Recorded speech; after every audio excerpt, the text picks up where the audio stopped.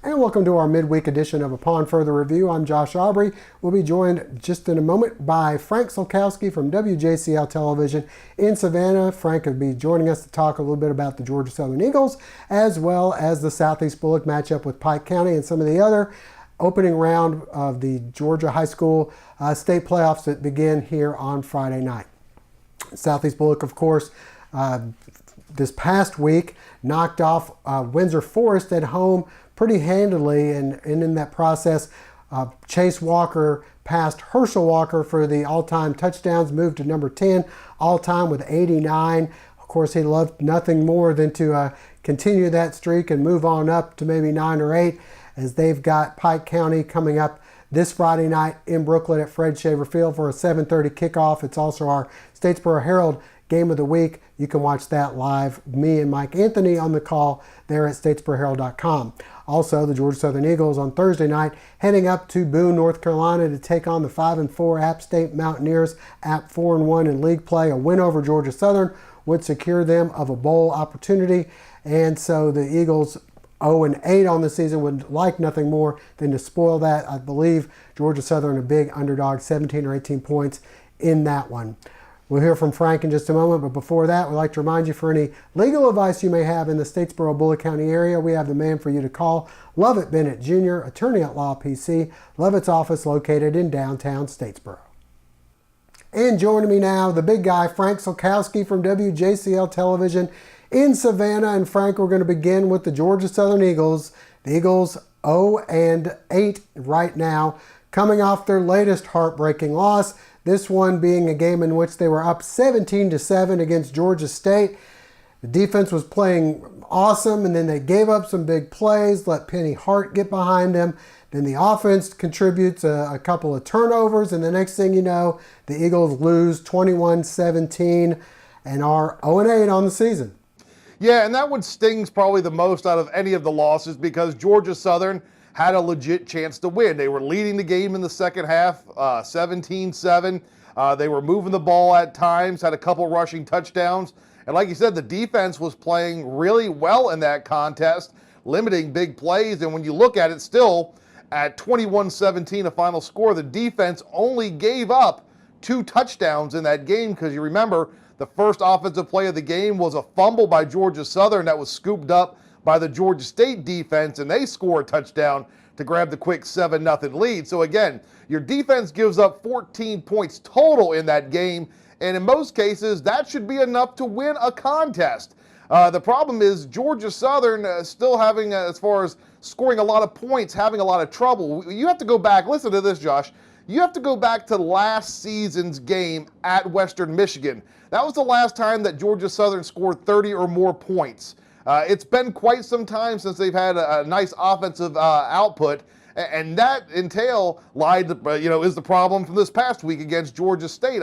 You put up 17 points, that's just not going to do it, even though your defense only gave up 14. It still wasn't enough. So at some point, you're hoping all of the things click at one time, and that could give the Eagles the win. But 0-8, and it's not going to get much easier because now you go on the road to another rival who it's safe to say is probably an even bigger rival than Georgia State. Yeah, and a place that Georgia Southern has had a lot less success winning than anywhere else that they have any kind of history with. They only have won there a couple times over the past, I think, 15, 16 years. So you go to Boone, you're a substantial underdog. Georgia Southern goes in without a win on the season. App State struggling a little bit. You know, they lost to UMass, they lost to Monroe, but they're still 4-1 in league play and still with a very good chance of making it to a bowl game. They'd have to beat Georgia Southern to be bowl eligible, I guess, at this stage in the game. And it's going to be, a usual big crowd and cold weather probably in the evening there in Boone as well. Well, again, you're talking about a place that Georgia Southern hasn't won at since 2007. That was the last time Georgia Southern won a game up at Boone at the Rock there in Boone, North Carolina. So it is a tough place. And let's be honest, a lot better Georgia Southern teams have gone there and fallen to the Mountaineers. So you look at this week's task, and it's a daunting one. Even though Appalachian State not living up to maybe their preseason hype going into this season, there were some talks that maybe Appalachian State would be one of those teams in line for the Access Bowl and very possibly, run the table outside of the season opening game against Georgia. That hasn't been the case at all. They had a close loss at home to Wake Forest. That one was a nail biter. I know the Mountaineers wish they could have back. And then over the past couple weeks, they've been banged up with some injuries, especially in the backfield where they've been missing their top two running backs. They are getting one back this week, just in time for Georgia Southern. But that's part of the reason they fell on the road at UMass and then fell to Monroe last week. Now, here's the thing. Yes, they've dropped two in a row, and yes, they lost to Monroe last week, but they put up a lot of points in that loss. So, again, a daunting task indeed for Georgia Southern this Thursday night. All right, well, Frank, and we know Taylor Lamb there at App State, one of the better quarterbacks that have been in the Sun Belt, or even before that. I think he was a freshman, maybe freshman year, was still in the Southern Conference at the time, right before they made the jump. So we know all about Taylor Lamb and what he's capable of doing. Frank, we got to put you on the spot a little bit here. I know that there's been a lot of reports. You sent me texts, you get texts, I get texts. We see it on social media about who the next Georgia Southern coach may be, and you keep hearing a lot of the same names. And recently, Brent Davis's name has come up. Speculation is tough, and especially when the season's still going on. But when you fire a coach mid-season, this kind of thing's going to happen. Yeah, I mean, and here's the thing, though, and it's very similar. Every time there's a coaching turnover, especially here at Georgia Southern, you start hearing some of the same names each time. And we have to remember a lot of times what these sites are trying to do, they're just trying to get you to click. They're trying to get those views. So a lot of sites are just throwing things up on the wall, hoping something will stick. I mean, they can put out a lot of, I can put out a story saying I can guarantee you that Nick Saban's not going to be the coach at Georgia Southern. It's those type things. Brent Davis is a guy who's coached at Georgia Southern, has seen success at Army. So, of course, his name is going to be rumored to it because so many people want to go back to the flex and see that triple option that Brent Davis has had so much success helping to run. With that said, this week's report about he's a leading candidate, I don't think that's very accurate to this point. That I know that the search committee was just formed late last week, and I know for a fact that I don't think they're even that far along in the process. So I do know that over the next couple weeks, things are going to kind of get into fast forward motion because you really want to be able to know who your coach is going to be as you start wrapping up the season, maybe soon right after the season ends, because you got recruiting and you got to get on that, and that's such an important part of it. So I would not expect Georgia Southern to drag their feet in this search. And I mean, personally, I think we may have a new coach and an announcement coming sometime after that Coastal Carolina game, that final week of the season. Yeah, I would think you want to get somebody in there pretty quick because of the recruiting and the new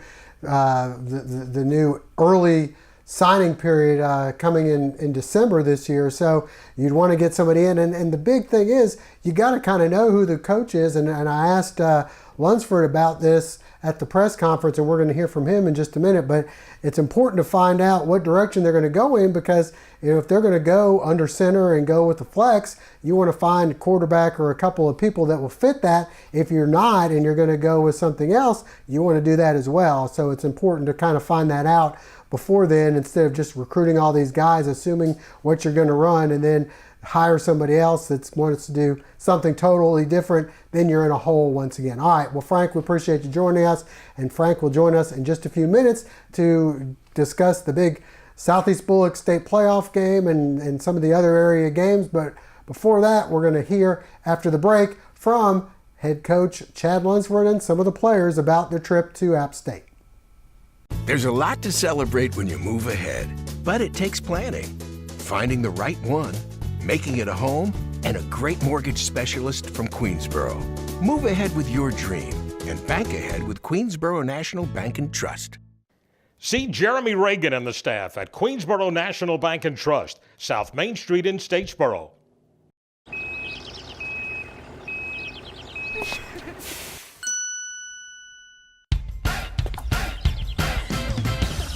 At Badcock, no credit refused isn't just an offer, it's a way of business and has been for over 100 years. No banks, no ridiculous credit requirements, just local Badcock store owners who treat you right and give you credit when others won't. It's never been easier to express your style and love your home.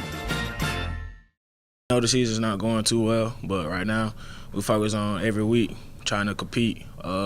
We know that that being this team right here will somewhat help the season, send us out, will start us on the road of winning. But we know that we got to come and compete very well. The atmosphere is great. It's a rivalry week. I mean, you never want to lose to App, ever. It's a bit rivalry for me, too. Last year I used to start against App. A couple of things went on. I got my helmet snatched off last year. So I'm looking for a lot, for us facing their receivers. So last year they kind of beat us down. It's kind of a revenge week for us. Well, no, I've been around the guys. I know how much it means to them. Like you said, I haven't really played in the game yet, so I don't really know the atmosphere going to be like. I just know at practice how it is, how, you know what I'm saying, it's all everybody talking about.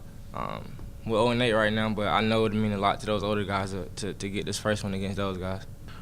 It's really special, this game, you know, and that being said, what you said, being around for a long time, I know how much it means on both sides of it. And this is a game that, regardless of the records, everybody's going to get up to play. App State will bring their best game. Georgia Southern will bring their best game, and it'll be a lot of fun. At Georgia Southern, we expect to win. All right, so when you get into a ball game and you put yourself into a position to win, you've got to learn to take your foot, step on their throat, and finish it. And we were in that situation on Saturday, and we didn't do it. So not much this year have we been in that situation. So, again, I had to talk to the team about, look, we got to take care of the football. If we go 3 and out and punt the ball, that's still way better than putting the ball on the ground. And so we got to be more efficient with what we do, and we got to understand what situation we're in and not press so much. You know, I think a couple of those fumbles may have been because we were pressing to try to make something else happen. And we got to understand where we're at in the game. We've got the lead. If we take care of the football, do what we're supposed to do, punt, defense is playing good, then we're going to be fine.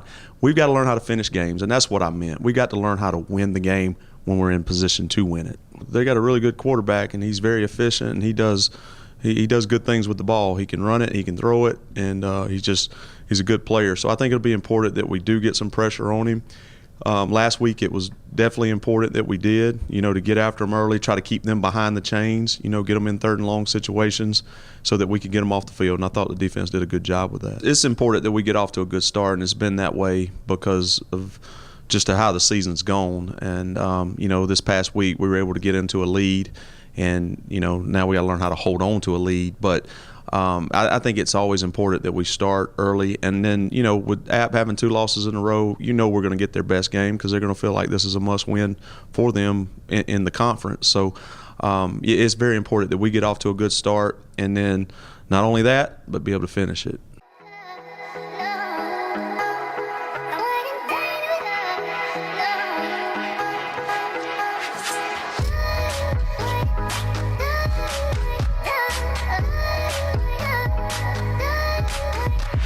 Family Internal Medicine Associates of Statesboro, providing primary care for Statesboro area patients since 1998, providing complete physicals, complete sports physicals, Medicare wellness exams, full diabetes treatment, and education from lifestyle changes to oral medications to insulin pump therapy, in-house dermatology, in-house circulation tests and ultrasounds, in-house lab. And introducing our new nurse practitioner, Melissa Beasley, as we now accommodate same-day or next-day appointments to serve your needs. Family Internal Medicine Associates of Statesboro, where we care.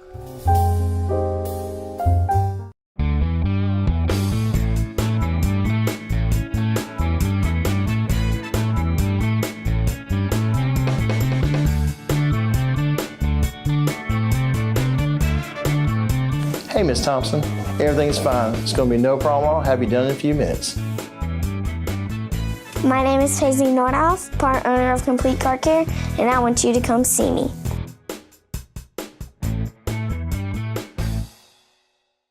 And join me once again from WJCL Television in Savannah, Frank, the big guy, Sulkowski. And Frank, only one team in Bulloch County left playing in the postseason at this stage. BA made it to the postseason. They were an early exit a couple of weeks ago. Now we've got Southeast Bulloch trying to do something for the first time since 1974. And I asked the players, I asked Coach Pennington, even though he hasn't been there as long, everybody knows what 1974's significance is. That's the last time they won a playoff game in the state, believe it or not, despite all the success they've had there.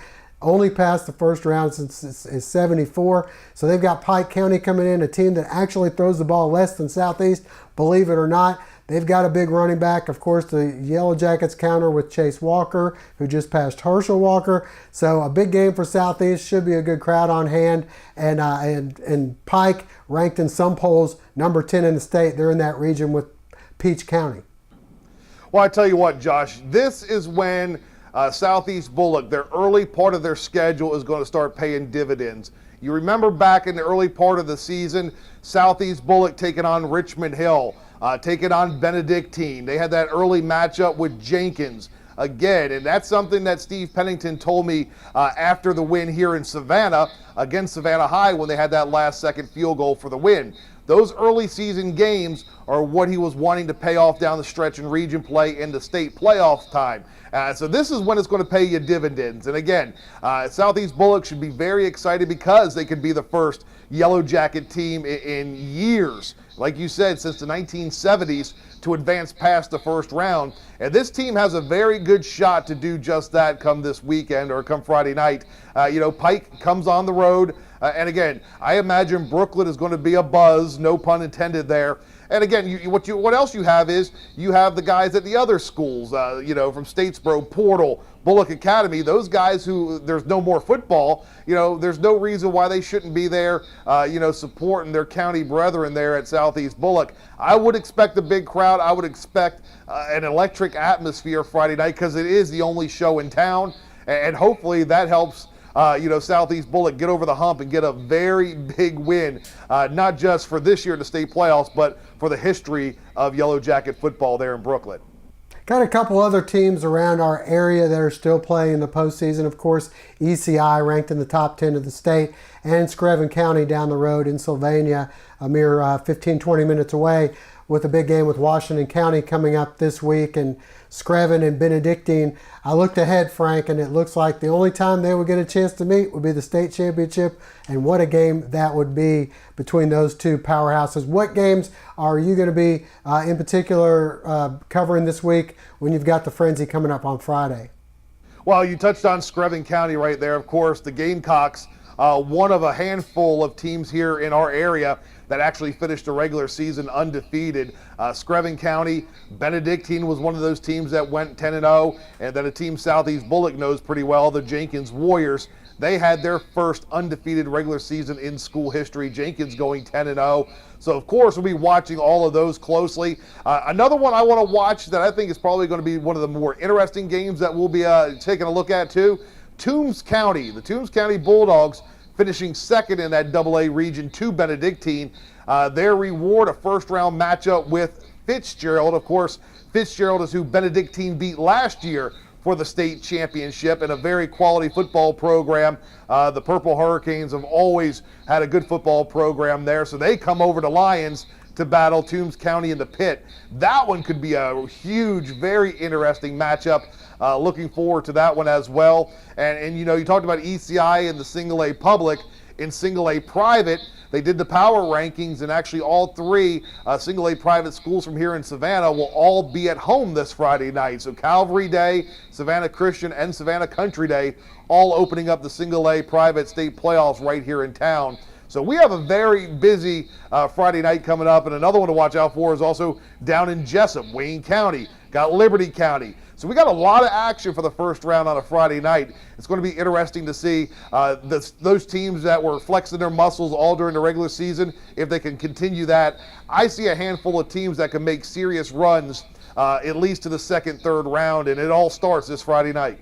Yeah, I believe that Toombs County Fitzgerald winner will be taking on, if Screven County was to beat Waco, I think they'll be coming up to Screven to take on the Gamecocks if they, like I said, were to go ahead and take care of business to win that game. All right, the Frenzy, you'll be able to catch Frank and the gang at about 11:10, 11:12 there on WJCL Television TV 22 in Savannah.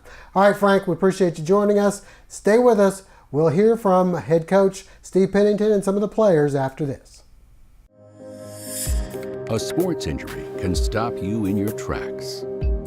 At Optum Orthopedics, our specialized physicians and staff use advanced orthopedic procedures with one specific goal in mind: to get you back to you.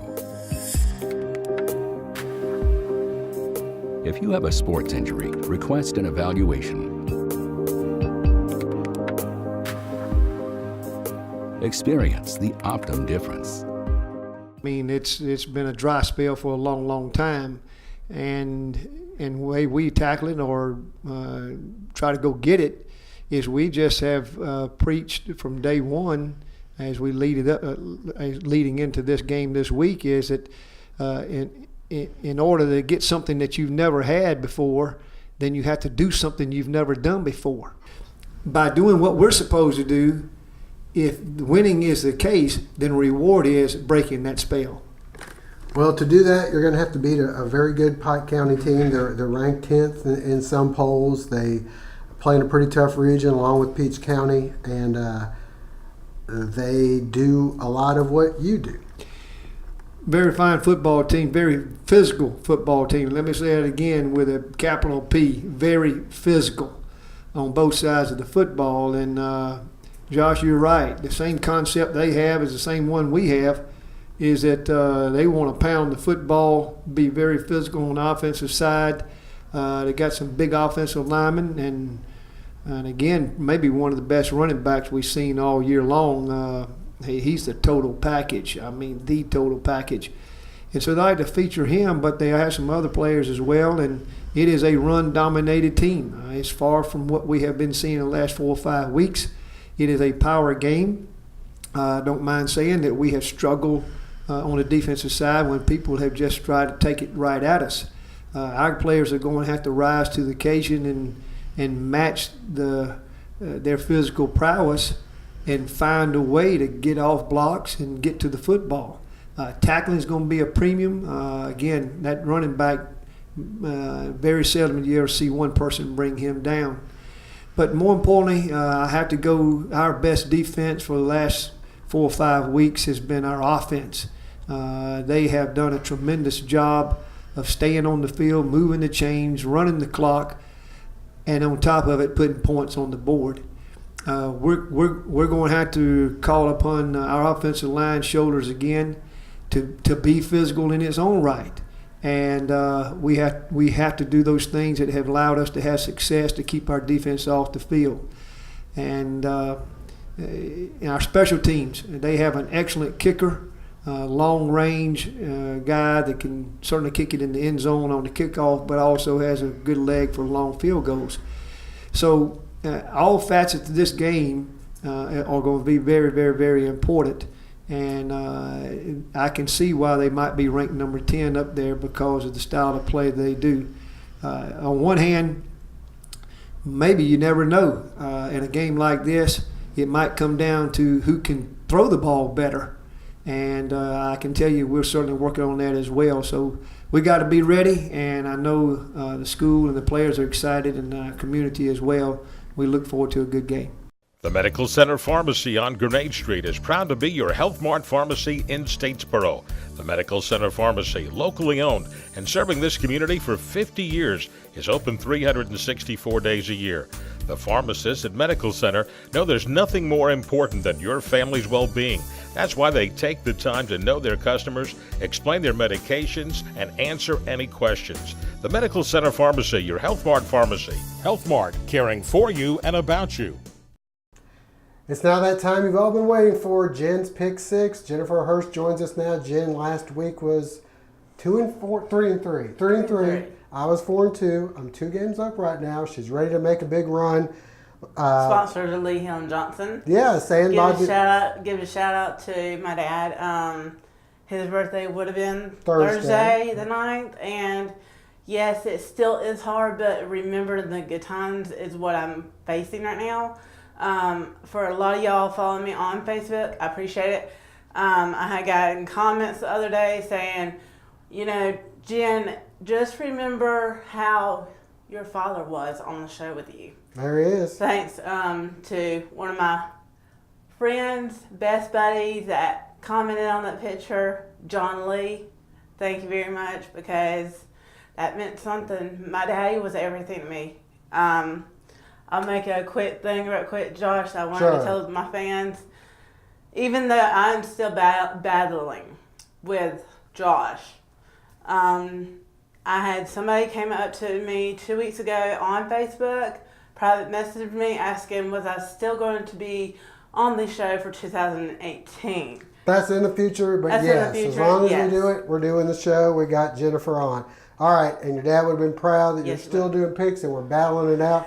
We got Georgia Southern and App State, Jennifer. This is Thursday game, and it's 18 points. App State's giving Georgia. Your pick is? Okay, well, for the last couple of days, or a couple of weeks, put it like this, last couple of weeks, Georgia Southern has been playing. I mean, they played great at home, but they didn't win. So, guys, I don't know what's going on. Chad Lunsford, I am really, really, really rooting for you this week. So I'm going with Georgia Southern all the way. We're both picking Georgia Southern. Virginia Tech, Georgia Tech. Georgia Tech got upset against Virginia. Now they got Virginia Tech. Who you like? Okay, this is for 3 points. I'm taking Virginia Tech. I'm taking Georgia Tech to rebound. You got Jeff Monken's Army group getting 3 at home. They've been pretty good at home. Who you got? I got Jeff Monken Army. All right. Talked to the old coach the other day, and he's doing well, and hopefully they'll pull it out. I got them too. Notre Dame giving 3 to Miami. A big game here for the Hurricanes if they're going to still have a chance of winning the championship.